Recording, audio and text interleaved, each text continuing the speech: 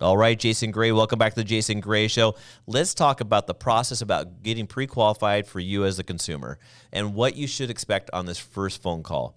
And this first call needs to be detailed, and it should not take that long. So I'm going to walk you through the process of me asking the client some questions and what I look for, and then what you should expect through the conversation. If you're not getting these questions asked of you, or you're hearing some of these terms, you need to walk away. You need to give me a call. Let me find you someone who's a professional in this business. Some of these guys are completely lazy. So let's talk about this. You call into me and you say, hey, Jason, I'm looking to buy a house. And I start asking you a few questions. Hey, Mr. and Mrs. Smith, what purchase price are you looking at for, to purchase a house? And you're like, oh, I'm looking at the $500,000 price range. Great. How much are you thinking about putting down on a house? Oh, I don't have very much money. I got enough to put 5% down. Great. That's totally fine. What do you think your income is on a yearly basis right now? And I will then write down that income. And when I hear the income, I usually ask you, are you, a wage earner? Are you self-employed? How do you get your income? And then I go through and start talking about what are your debts?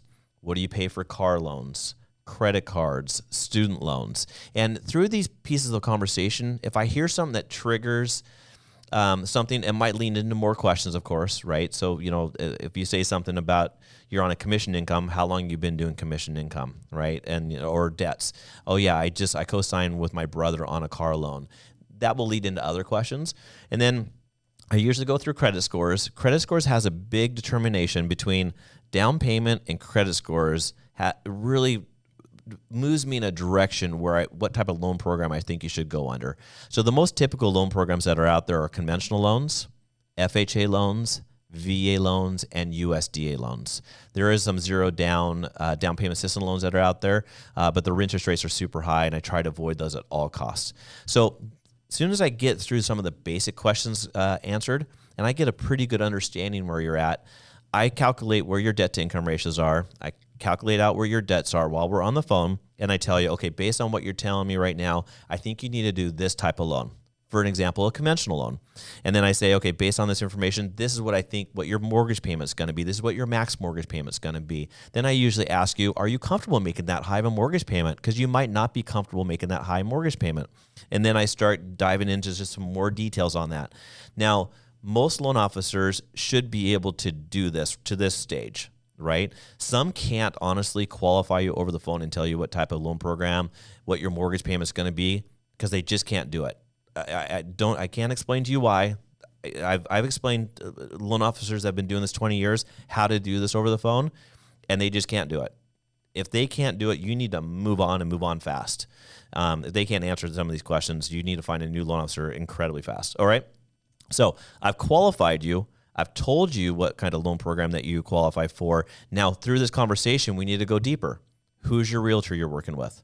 What are the market conditions today on interest rates? And why do you think mortgage rates are going to go up or down? What economic indicators are coming up over the next week or two that could move mortgage rates? When should I buy? When shouldn't I buy? Right? And we talk about all those things. Then we go into, did you know that your mortgage payment has some tax benefits? You can write off your mortgage interest and your property taxes. Did they tell you that? Most loan officers will never, ever tell you about market conditions, or they'll talk to you about tax benefits. Then we start talking about what are your short and long-term goals over this house? How long do you plan on keeping this home? Are you going to plan on keeping this house and then eventually make it a rental property? What are sort of your plans a little bit? And then we start talking about appreciation, because houses appreciate about 5% per year. What does this look like in 5, 10, or 18 years, whatever that might be? And what are those plans? If they do not go through these parts of the conversation in the first 20 minutes of this conversation, which should take 20 or 25 minutes, you need to find a different loan officer to work with. They're not doing you a service. They're not educating you enough. And this is the largest purchase of your life. You need to reach out to me. And if I'm not licensed in your state, I'm going to refer you out to someone at my company who's in our interstate lending division, and then they're going to help you. I will handpick that person for you to help you through the process. The only two states I'm not licensed in, or our company's licensed in, is New York and Hawaii.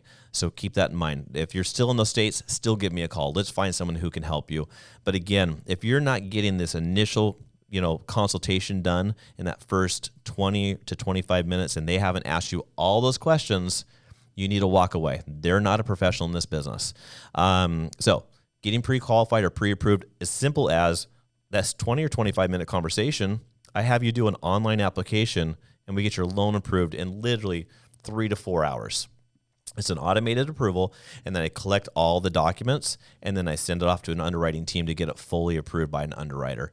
It's a very simple process. Get this process out of the way so when you're making an offer on a house, you're in a stronger position to make an offer on a house. It's critically important you speak with your mortgage lender, and your mortgage lender and your realtor communicate with each other. I can't stress enough those two communicating so they're both on the same page. So when you're writing the offer, everyone knows what to expect and what's going to be needed for your particular situation. Every person's situation is completely different, so make sure those two communicate. If you have any questions for me, my contact information is below. Thank you very much, and thanks for watching my videos.